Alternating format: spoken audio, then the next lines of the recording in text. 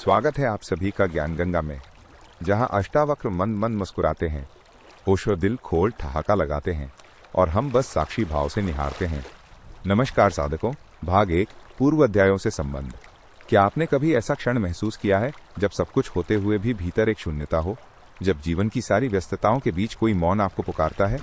अष्टावक्र महागीता के 17वें अध्याय में ओशो हमें ऐसे ही क्षणों की ओर ले जाते हैं जहां आहा अनुभव घटता है, जहां तुम्हारा मन अचानक ठहर जाता है और भीतर से कोई कहता है, यही तो है। महाराज जनक के अहो की अभिव्यक्ति उसी परम आश्चर्य का संकेत है। ओशो हमें चेताते हैं कि समाज का ढांचा, हमारा अहंकार और दूसरों की स्वीकृति पाने की ललक हमारे उस प्राकृतिक आश्चर्य बोध को दबा देती है जो आत्मा को परमात्मा की ओर खींचती है। और यही दबा हुआ बीज जब 18वें अध्याय में चेतना की मिट्टी में पड़ता है तो भीतर की यात्रा शुरू होती है, गहराई में, मौन में, अंधेरे में। ये वो बिंदु है जहां साधक पहली बार भीतर के सच्चे द्वार को छूता है। भाग 2 अध्याय 18 का मुख्य सार। अब जरा कल्पना करें, आप आंखें बंद करके बैठे हैं, कोई विचार नहीं, कोई भावना नहीं, बस एक शांति है। और फिर वो आता है अंधेरा। लेकिन ये डरावना नहीं, ये स्वागत जैसा लगता है। ये माँ की तरह आलिंगन करता है। ओशो इसे कहते हैं आत्मा की अंधेरी रात। ये कोई साधारण अंधेरा नहीं, ये वो अंधेरा है जहाँ सब कुछ छूटता है, पहचान, अपेक्षाएं, लक्ष्य। और जैसे जैसे ये सब गिरते हैं, एक नए होने की संभावना जन्म लेती है। लेकिन ये प्रक्रिया आसान नहीं है। भ्रम आते हैं, शंका उठती है, प्रकाश की लालसा बेचैन करती है। और यहीं पर ओशो हमें थामते हैं। वे कहते हैं, यही समय है थमने का नहीं, डूबने का है। ये अंधेरा एक द्वार है, इसे पार किए बिना कोई प्रकाश नहीं। ओशो हमें याद दिलाते हैं, सच्चा प्रकाश कभी आंखों से नहीं देखा जाता, वो अनुभव होता है पूरे अस्तित्व में। और जब वो आता है तो कोई उद्घोष नहीं करता, वो मौन उतरता है, जैसे फूल खिलता है, बिना शोर, बिना दावा।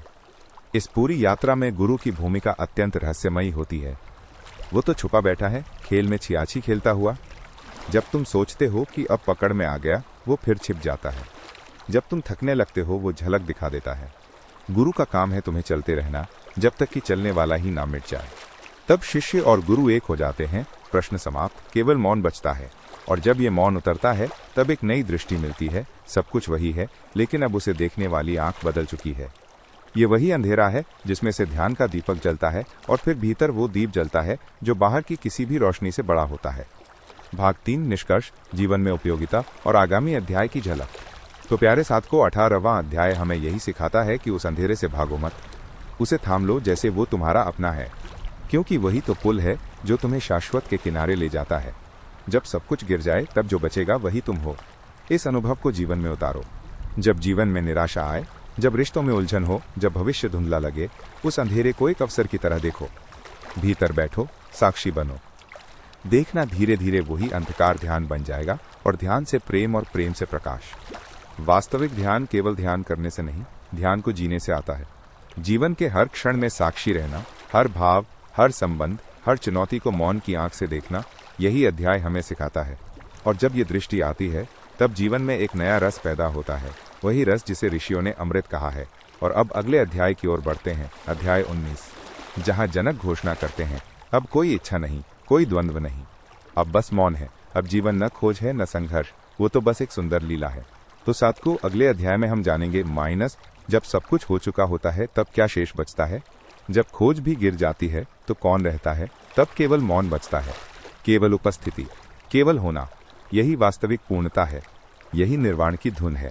और यही वो क्षण है जहां तुम ना देखने वाले रहते हो, न देखे जाने वाली वस्तु, केवल दृष्टि बचती है। हरि और तत्सत।